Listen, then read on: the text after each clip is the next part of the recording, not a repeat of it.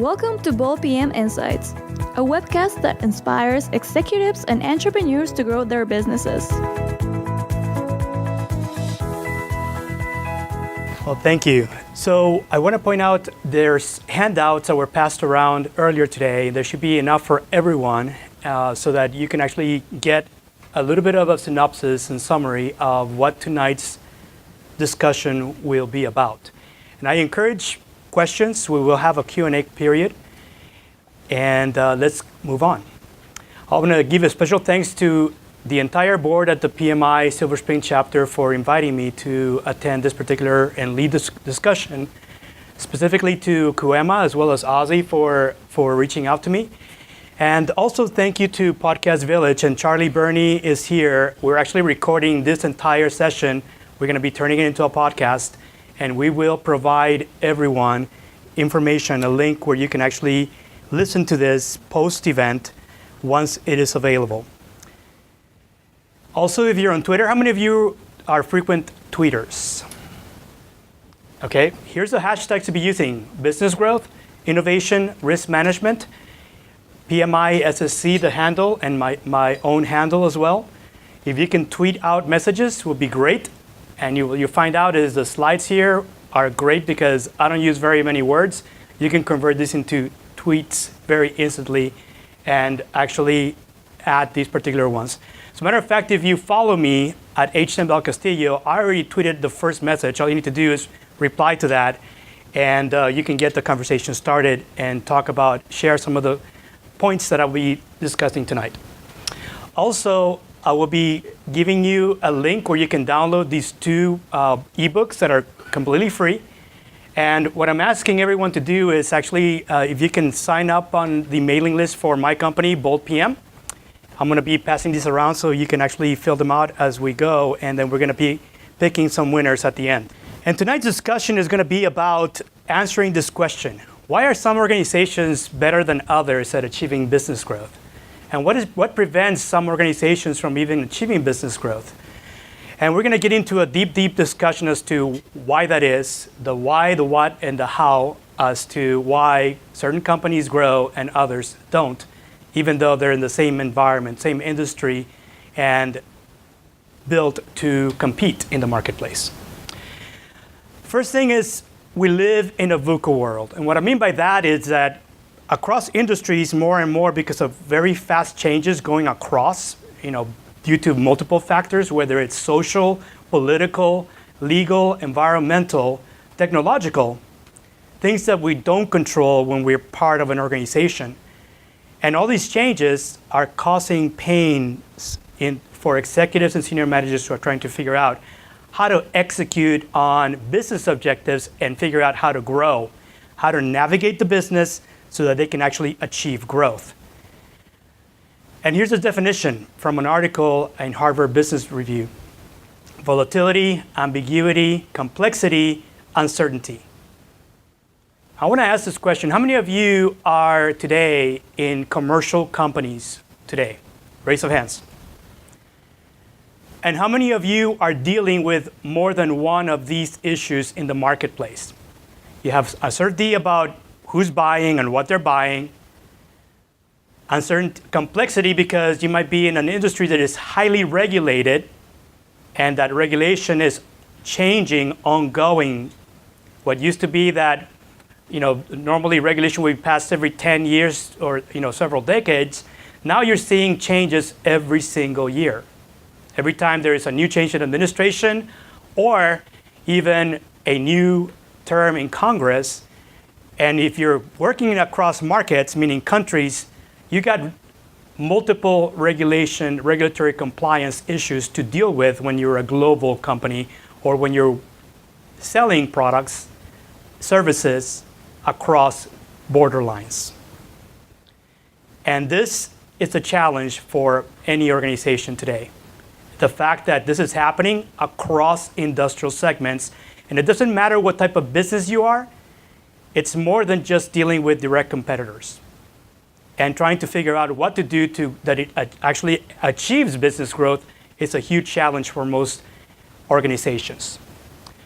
Here's a little bit of a survey from a report that came out from PwC, and they're saying 66% of CEOs today, and this is from a survey that they did worldwide, published last year, see more threats than opportunities in their industry for their business.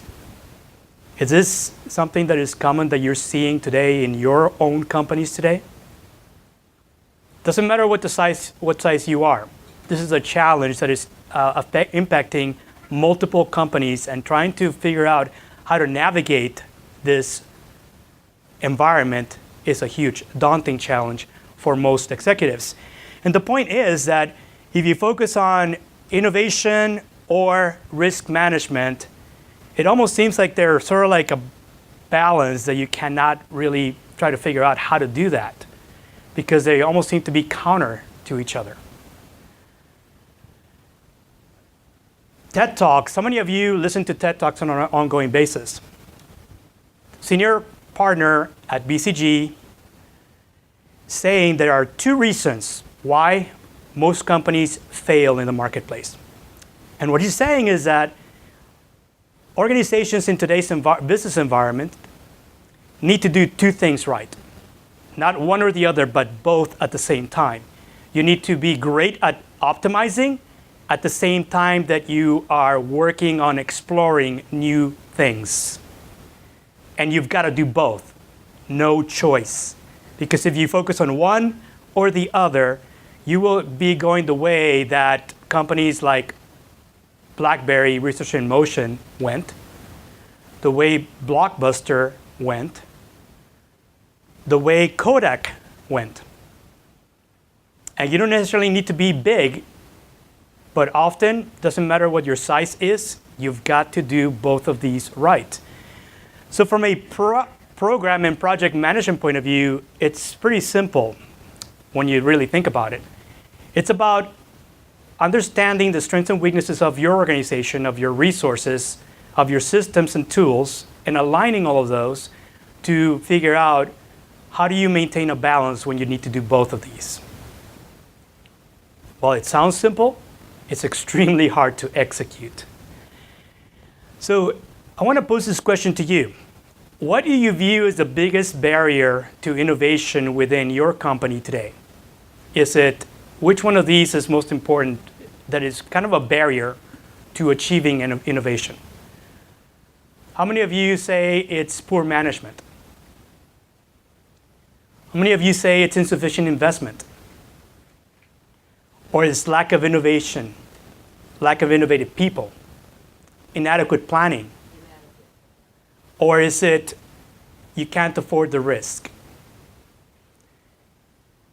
Actually, when you talk about this, and actually McKinsey did a survey of about 5 years ago, they published a report, and they're saying all of these impact any organization, and the CEOs that they interviewed reported that any combination of these are barriers in their organizations today.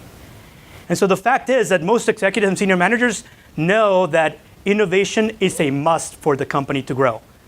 But the way they feel is that no one in their organization really understands what is the best course of action. And this is where the challenge lies, because they're saying no one within my organization today really understands what needs to get done, because they either have great ideas, but they're not executable, or they have ideas that may seem viable, but ultimately there is no market. And really what you need is a combination of talent in order to figure out what are the constraints and how to go around them or work around them given the constraints that you have. So what we'll be talking about today is, number one, why it's important in this environment and with this dilemma to have not just an innovation strategy, but actually both innovation and risk management strategy. And the path to business growth. 7 steps that are critical to achieve business growth, that there is no skipping any of these steps. They are all critical because you will need to execute across all 7 as you're trying to optimize and explore at the same time within your company. So the first thing is why? Why is it so important to have innovation? How many of you within your companies today have innovation teams, innovation initiatives today going on? Raise of hands. How many of you have a risk management process or program going on within your company? And how many of you have both? Good. The benefits of innovation are pretty clear. CEOs understand that without innovation, there is no growth. You will never find new things when you're doing same old, when there's all this change and change and change upon change, things you don't control because you don't own the market. Because of the fact that there is no monopoly, you've got to be able to make adjustments based on what's going on, things that you don't control. And that, from a risk management point of view, is called external risk. Things you don't control. You need to understand them, figure out what are your constraints, and then figure out a way to navigate around those. Because you don't control the market, no one does. And the value of innovation, these are from several different publications, reports, surveys that have been published, is clear. People that are great at innovating are also great at achieving non-linear growth, meaning they grow very quickly and they don't have to be very big. Often they can disrupt an entire industry. You have the right idea, you have the right team, you have the right way to analyze what is going on and understand what is within your control and what is not. And then you execute your plan to achieve growth. And the fact of the matter is that growth is not just about innovation. You also need to assess, identify, evaluate, and plan based on your ability to undertake risk. The importance of innovation is that 67% of companies agree that innovation is the way to go to achieve nonlinear growth. It also is that there's a lot more reward than at the end of the day, and 62% of the most innovative companies are outperforming, outgrowing their direct competitors. This is from a study that was published by PwC in 2015, a global innovation survey report of CEOs. And there are different types of innovation. Ultimately, innovation can be used for multiple things, but often successful innovators understand that bringing clarity to a process that often seems to be very fuzzy and vague is a daunting challenge within any organization. Because not only do you need to understand the strategy, your business strategy, but then you need to figure out what value is out there, what problem is out there today that you can solve with the team that you have on board. And how do you turn that into a product? Something that you can create a revenue stream or multiple revenue streams. And an innovation funnel includes any of these steps as you go from collecting ideas to actually coming out with an outcome, either a product or a service that you're introducing into market, because that's the way commercial companies monetize. And having a process is a must. Without a process, you're never going to be able to figure out who's doing what to whom and at what time. You might understand the why and the what, but you're not going to be able to figure out how to do it. And how to do it, including all the crucial stakeholders, not just internal to your organization, but also outside, your customers, your distribution channels, your supply chain. So here's a little bit about risk management. And raise of hands, how many of you have been involved in doing risk management within your company? What type of experience has that been? Do you agree with this statement? So why is it painful?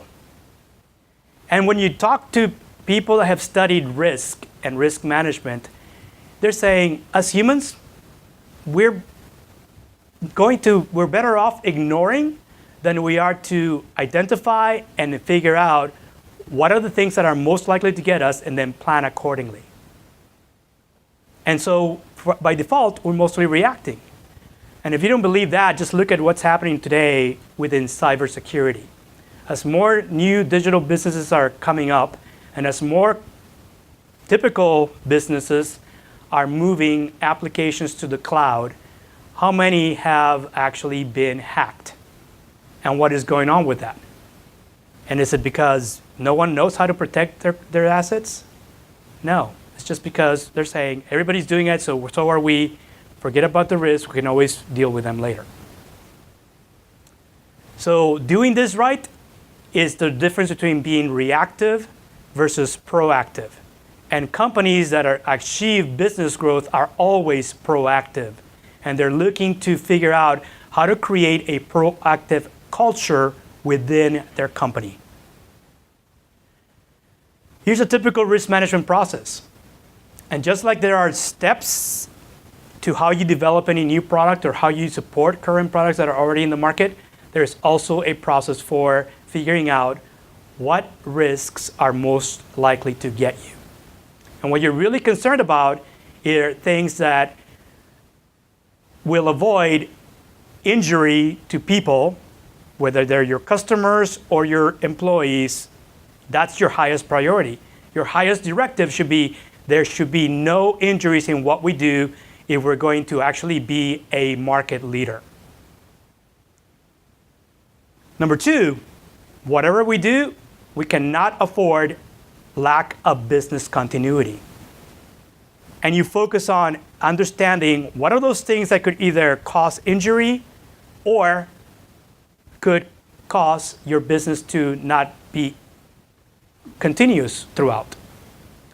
So you've got to figure out how to do that right when you're putting together a process, and it requires expertise, multiple stakeholders, and even involve everybody in the value chain in order to figure out what are those things and what can you do to prevent some of those things that you're not going to be able to execute on.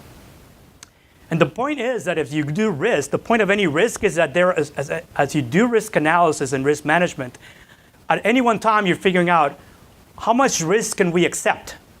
Because no choice, every time you're going after something new, there's going to be some risk, and the only answer is how much risk can we actually accept? How much of this can we mitigate by transferring our risk to somebody else, like an insurance company? And how much of this can we avoid? At any one time, the decision on anything that is risk is about figuring out what is the right combination across all four of these, because there's going to be no choice. Not drive always in one direction, but actually have multiple options, and then figuring out from there how to be agile once you understand a certain risk has occurred.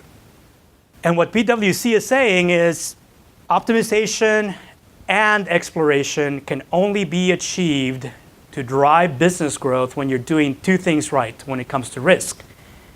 Understanding your resiliency to risk. And number two, having agility once you understand that something has occurred that you already had identified. And by identifying, not only you have your plan A, you have your plan B, your plan C, and if those don't work, you always have 26 other letters in the alphabet you can work on. The whole point is having a plan with all those backup options is something that is primary in order to make quick decisions once you know that something has happened. Something happened, you know it's a low probability, high impact, you identified it, now you know exactly who needs to execute what because that risk has occurred, you don't control that, it just happened, now you need the entire team to execute on that as quickly as possible to prevent injury and to prevent business discontinuity. So now we understand that, how do we combine innovation and risk management?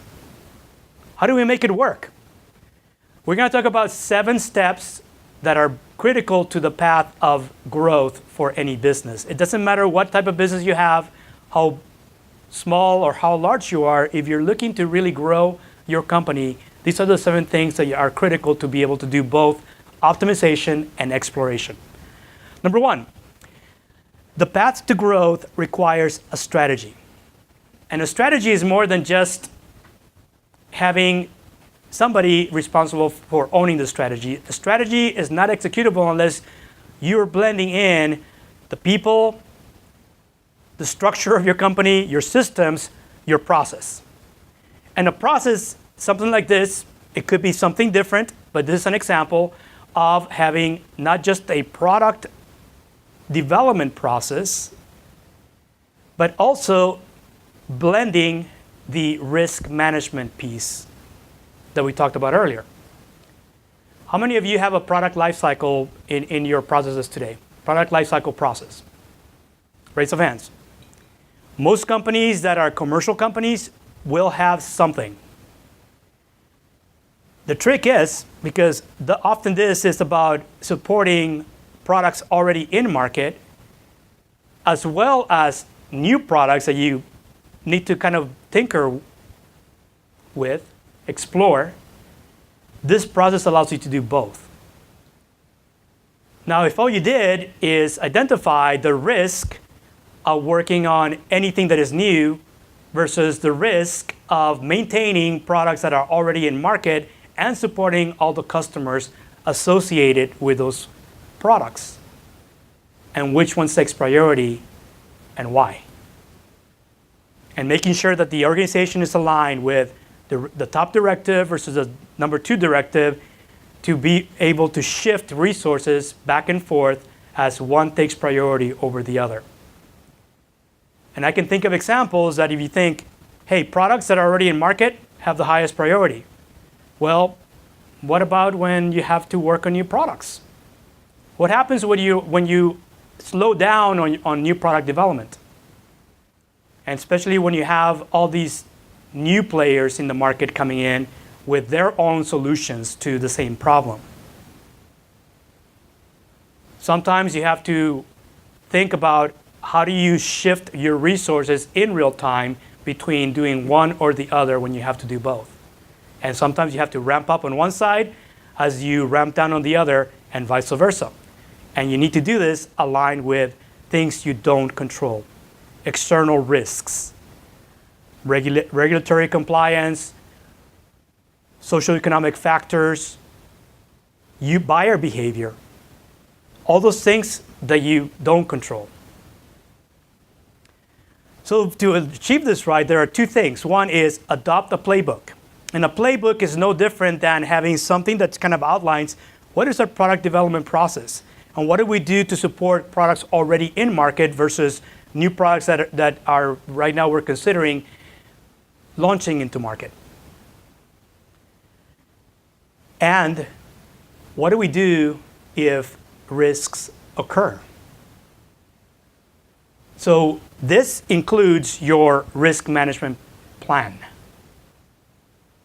Assumptions that are stated, and then risks attached to those, and then having traceability to things so that you quickly can determine how do you shift your resources because something has occurred. And a playbook should have also not just smart objectives, but actually smarter objectives.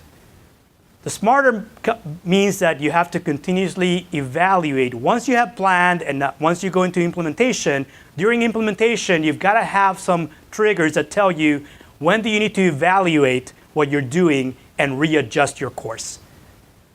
And if you're using the same risks that you have already done through risk management, those should be the triggers that tell you when you need to evaluate once you are in execution to be able to readjust the course because something happened that you don't control that now you need to mitigate. You need to reduce or eliminate any financial risk or any impact to the business continuity or prevent accidents or injury.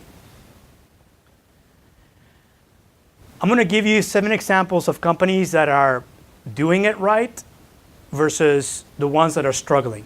And here's the first example. Jet Propulsion Laboratory. I actually spent over a decade working at Jet Propulsion Laboratory at Pasadena. And they're actually one of the most innovative places in the world today. Responsible for doing all the space exploration that you've heard about our universe. because they're the ones that lead this along with another center that is nearby, Goddard, and they own everything that is about exploring our universe. And they've been very, very innovative into everything they've done. Everything that you hear about in the press, whether it's the Hubble, whether it's the rovers, they are the ones that have actually planned and looked at this. And not only that, in their planning, they have a risk review board, which is completely independent of everyone working, planning all these missions for NASA. They meet twice a year to review every single program and mission that is currently either in implementation or in planning, and they're looking at, are you doing the right things? So think about this review board as being an independent validation and verification board of everything that is going on and everything that is planned for the future. So by design, not only are they exploring, they are also working on optimizing at the same time.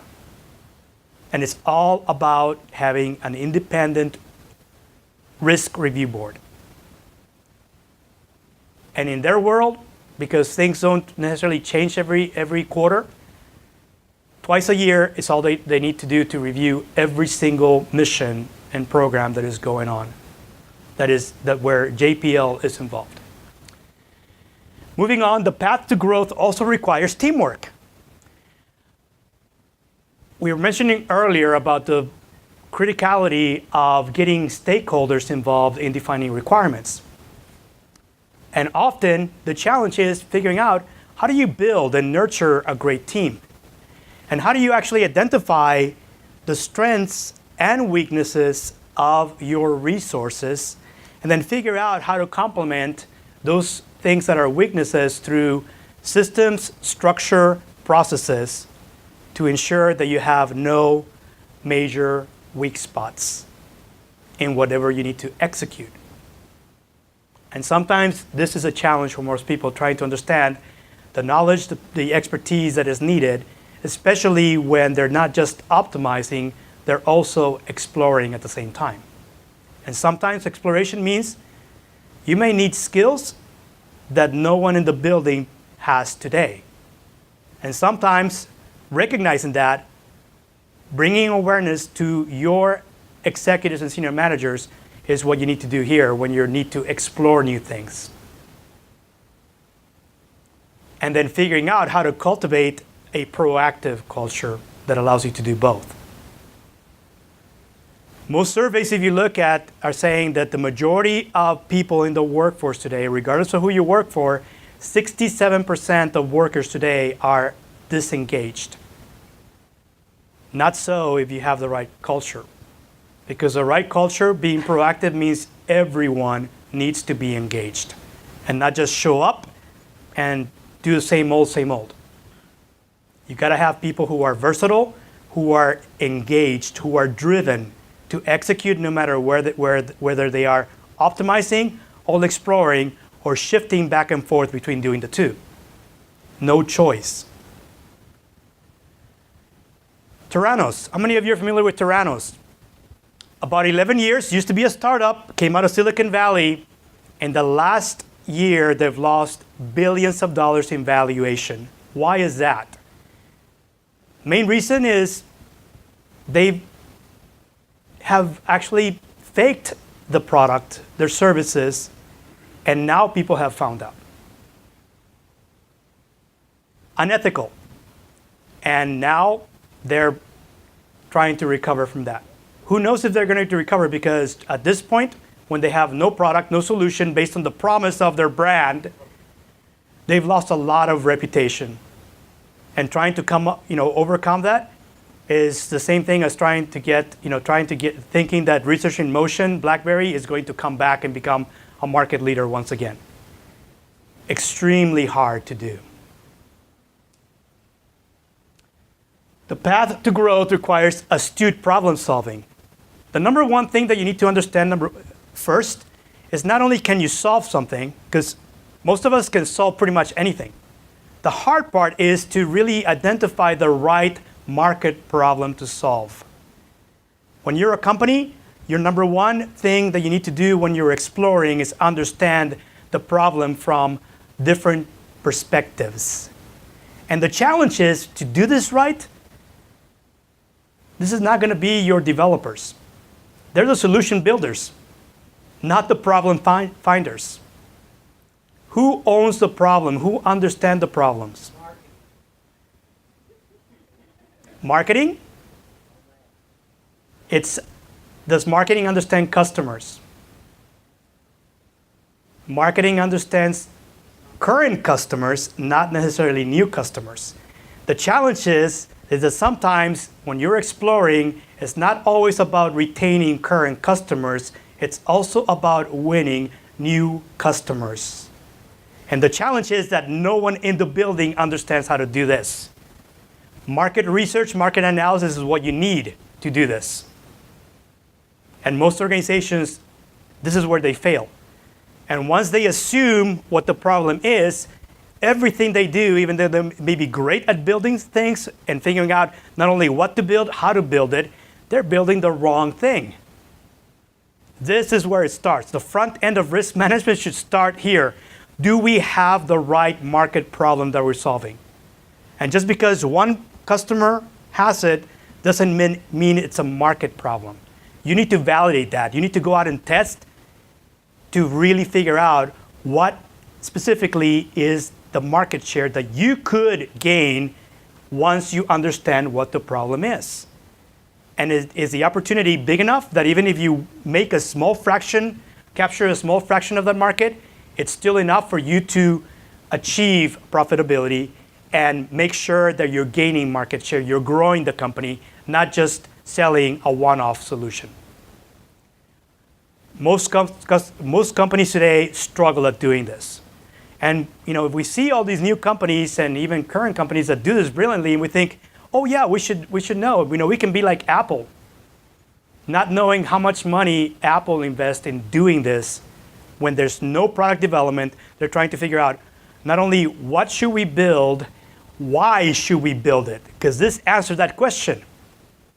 You got to start with the why first. Everything else will fall in line later. And Einstein said, we can't use the same people to understand the problem that create the solution. Those are two different sets of people. And this is where the challenge lies, because most people use the people that build to find problems. That's the wrong resource allocation. It's a different skill set required to find the problem than it takes to build the product or to build a solution. And often, once you understand the problem, there may be 1,001 ways to build a solution. Now you have to go to trade-off analysis to figure out which implementation will give you the majority market share, will maximize the value you're delivering to your stakeholders, to your customers, will reduce your cost structures, and you can leverage what you already have going on within the organization to reduce your time to market.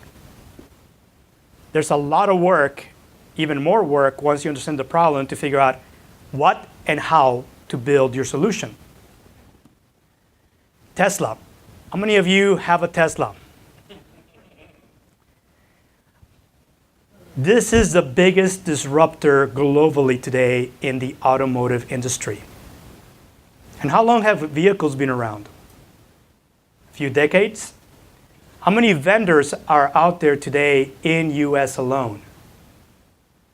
At least 15 brands that own other brands that we all buy. Tesla is brand new in the market, and they're causing everyone to explore and go in that direction, because now, within 5 years, everybody has announced they're going to have an electric vehicle of their own. And not only an electric vehicle, a self-driving vehicle. And how do we know this? It's because everybody, once they understood that Tesla achieved a business model that is different with a completely different product, that it is achievable everybody is now trying to challenge that. And in the next 5 years, everybody is set to introduce their own electric vehicle model and self-driving car. Well, Tesla already has the building blocks that they're already testing today in market that will get you to a self-driving Tesla. And they're not the only ones, because this is also happening in industrial markets where the next trailer truck will also be self-driven. The next drone is not going to be a flying drone. They're going to be the ones that have the Walmart label, but the actual truck, driverless. That's where the money is. It's not in selling to consumers. Think about all the goods that need to be transported to final point of sale. How much business there is moving from one place to another at any one time, just in US alone. How many total do we buy in any given year as far as goods and services that need to be transported and delivered? It's billions of dollars. Actually, it's closer to $1 trillion in products and services of things that need to be shifted back and forth through transportation. Self-driving trucks are going to be the way of the future. Automation. The path to growth requires a scalable business model. Not only do you need to figure out how can we continue to create new products, but what do we need to tweak in our business itself, perhaps even consider a new line of business that we haven't had before. Because maybe the best fit to support this new product idea that we are working on today requires a different kind of business. One that figures out how to have different revenue streams, multiple revenue streams from one product as opposed to just one. Figuring out to define the unique value proposition and then make adjustments to the business, the way we're structured, the way we run the business, how we operate and manage with the new product that we have in mind launching. We need to do things radically different. Here's an example of a company who has failed to actually make adjustments to their business model. Sears. How many of you are familiar with Sears? How many of you used to shop at Sears and no longer are shopping at Sears today? Sears now owns Kmart, by the way. And both brands are struggling. Everybody's saying this is the next Titanic. They're going down this year. They're in bankruptcy right now. And they're saying, most people are saying, it's a Titanic after it's hit the iceberg. There's no turning around.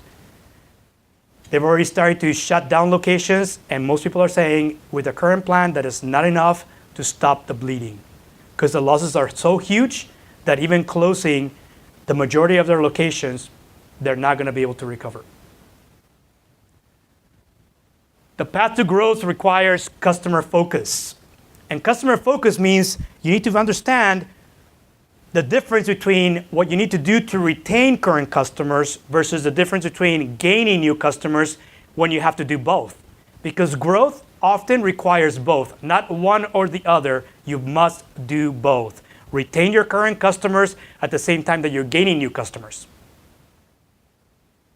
And this is how you start clarifying, hey, when we need to sell to new customers that we haven't sold before, how do we do that? And I can guarantee you, if you start talking to your salespeople, to your marketing people, they won't even know. You need to do work, different work, to figure out how to sell something new. And part of understanding new customers is about really understanding buyer behavior.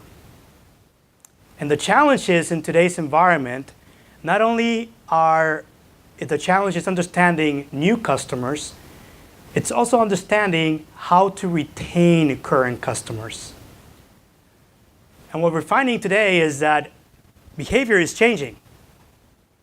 How is it changing? Well, how many of you have used Rocket Mortgage? How many of you have used Airbnb? How many of you have downloaded movies from Netflix? Or are watching now videos on YouTube that are actually on a channel like HBO? All this media, all this new technology coming up, what is that causing to the workers today? How many workers in your company today are asking for your applications to be cloud-based and mobile responsive?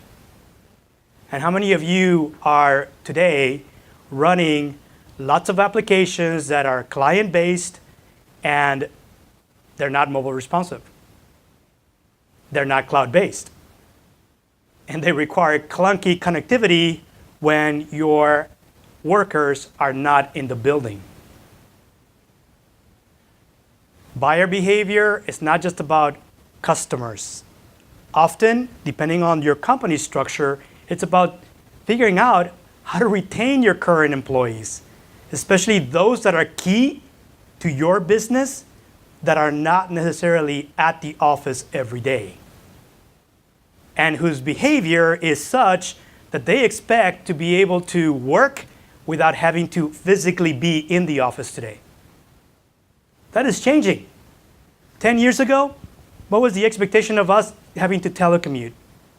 And now, how many of you are telecommuting at least once or twice a week?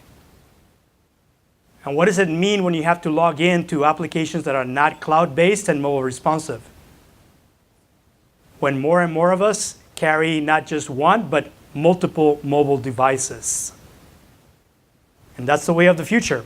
Doesn't matter what your business is today, if you're not figuring out how to move whatever you're doing within your company so that you can satisfy the needs of your current workers, keep them happy, this is something that is a challenge. They're not necessarily going to be your customers, but they're going to be the ones that build and support your products. And that is how you're monetizing today as a business. So you have to figure out how to orchestrate value creation. Here's another leader, USAA. How many of you are members of USAA? Few people don't understand that they're actually the thought leaders of anything that is banking today.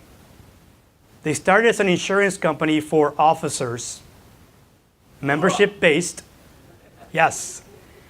And now they're everything in financial services, and they were the original Amazon of bank, the original Amazon.com of bank, because by default they had one large location and they had membership scattered worldwide, providing services, everything from not just insurance products, but also banking products, investment products.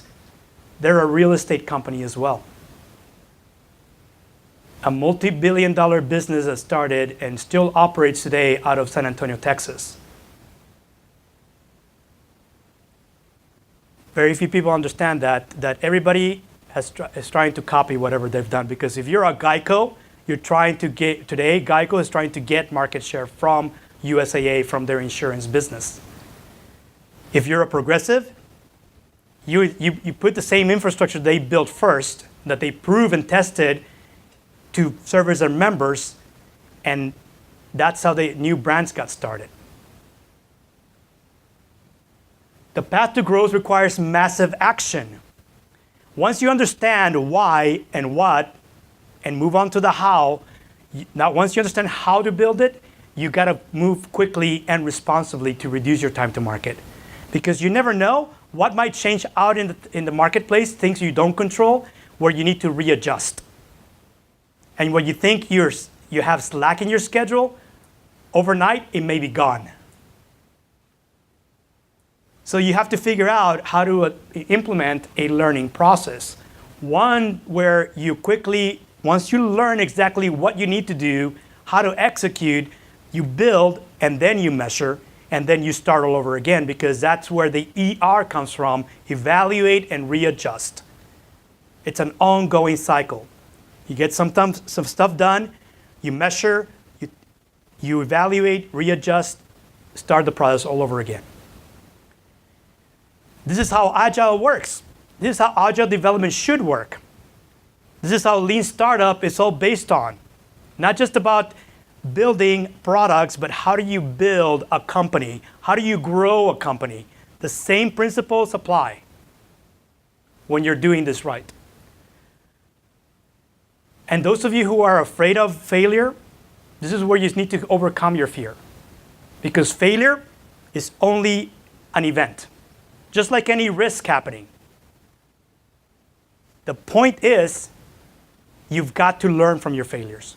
When you fail, fail forward. Learn from your mistakes, and you get better.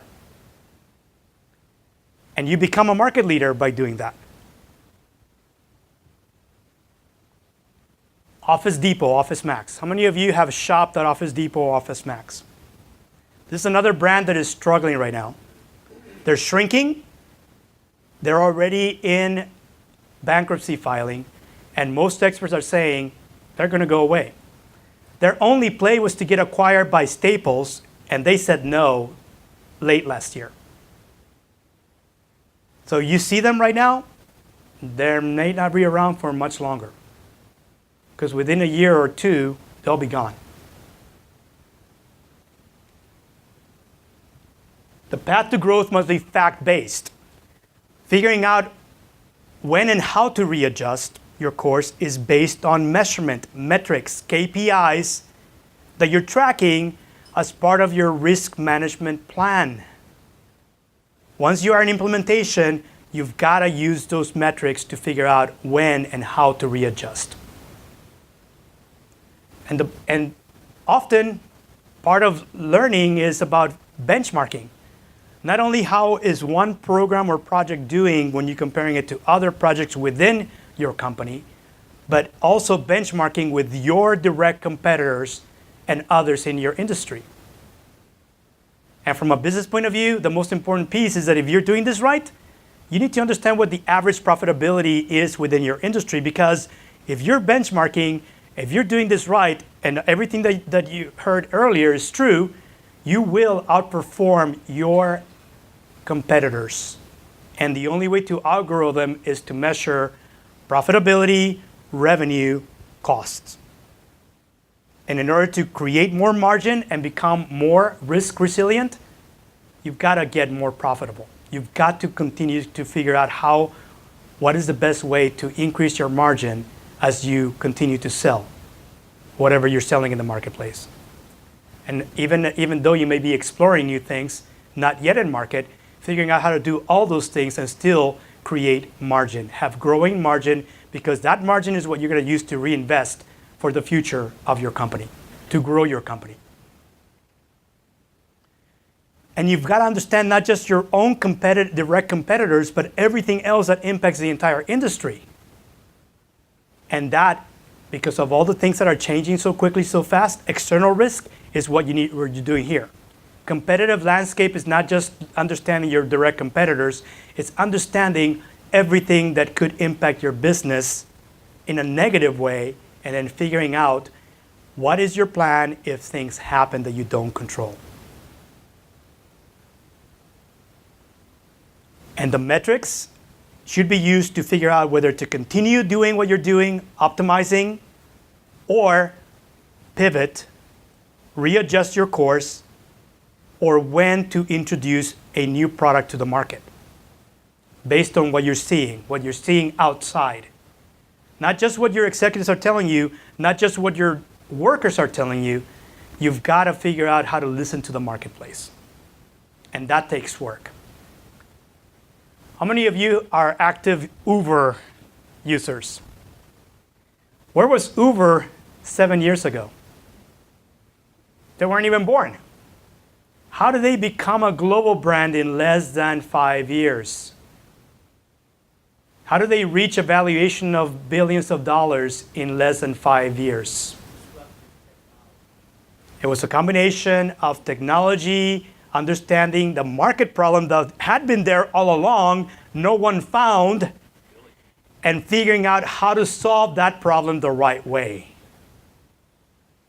Now, it doesn't really matter what your market is, what your industry is. If you take those principles, you can apply it to any business, build any product you want, once you understand what is the right market problem to solve. The challenge is, how do you do it when your team is small?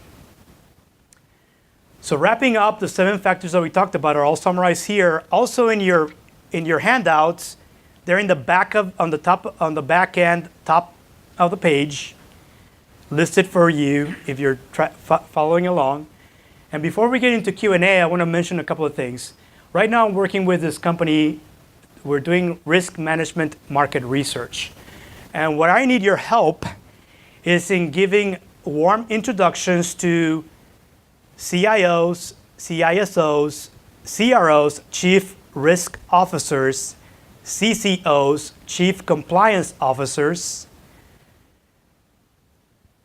with any of these type of commercial companies, whether you're a medical device vendor, a pharmaceutical company, regional bank or credit union, or whether you are a product builder like a smart vehicle, smart office, smart home product vendor, or Internet of Things device vendors, or any company where your current strategy is to grow through acquisition.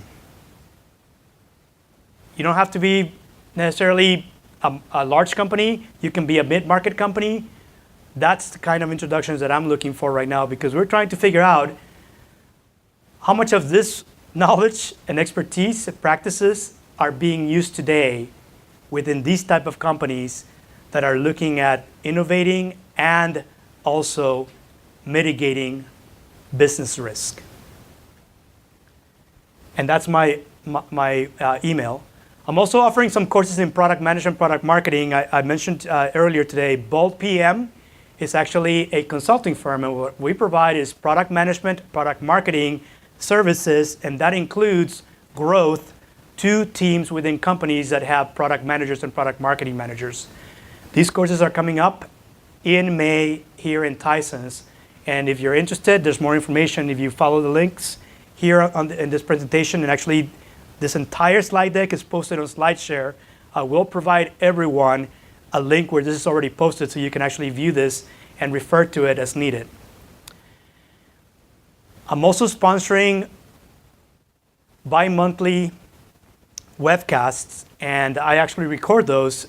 More information about what's coming up, you can actually go to this particular landing page to get more information. I am looking for speakers, and this is about driving business growth.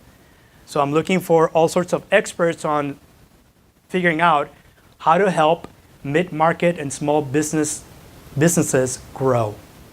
And grow not just linearly, exponentially. And this is a part of today's discussion is part of that. So at this point, I'm ready for questions. Any questions? Yes? What advice do you have for small teams looking to innovate, given their limited resources? So great question. So the question is, for those of you in the back that may not have heard, is what do you do when you have a small team and you're by design a small business?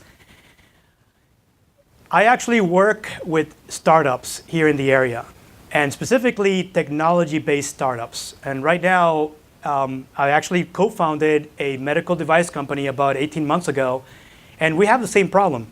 How do you build a business? And the number one challenge is you got to bring in the right small team first. That means your team should have lots of experience, complement each other in your skills, and be able to collaborate. Those are the three things. And where you're going to struggle at the very beginning is in that number one critical factor that you need before you achieve growth, which is how do you identify those people that you need to collaborate with when they need to have at least 20 years of experience? It's not necessarily easy, but you do that through a lot of networking, a lot of interacting with people who have this very similar goals where they want to have their own business. And they not only want to have what I would call a lifestyle business, they actually want to have a business that wants to grow exponentially. Because that's the other challenge. Sometimes you bring in people and they're happy keeping themselves employed and their friends and family, and everything else is too risky. So you've got to have people who have the right mindset. So I hope that answers your question. You also implying that you have to be really accepting to change and grow? Yes.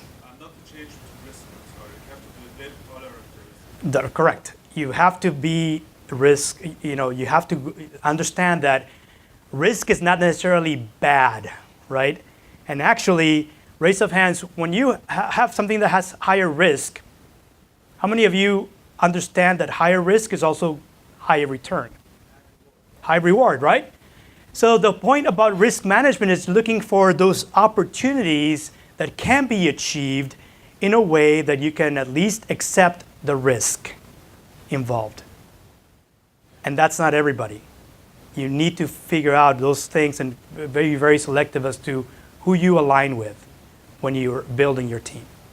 It's actually kind of related to this question as well. How do you manage and develop, foster innovation in organizations and culture to foster that?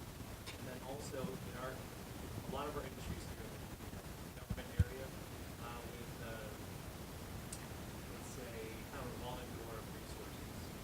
How do you manage innovation in those kinds of environments? Great question. So the question is, how do you actually focus on innovation when your leaders, your executives, are risk averse? And number two is, how do you actually bring in the right people at the right time to help you explore? Is that correct? Okay. So one of the things that is sort of like an underlying assumption is, in order to achieve any of these steps, the number one thing that is most important for you to have within your organization are executives, senior managers who have the right mindset.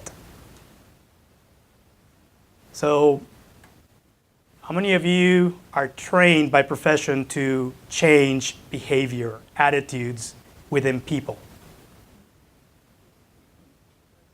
Not technologists, right? Not developers. This is where my advice is you bring in consultants that are trained to change behavior, because the number one thing is you're not going to achieve anything, you're not going to get buy-in if the executives, the leaders, the people who are the decision makers within your organization do not believe in taking risks, do not believe in higher reward, higher risk type of projects. Time to move on if you're in the wrong organization. Recognize it, move on. Thank you.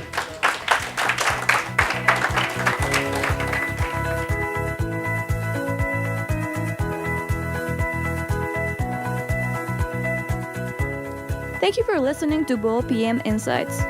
Make sure to sign up for the next Bowl PM webcast for more insightful information to grow your business.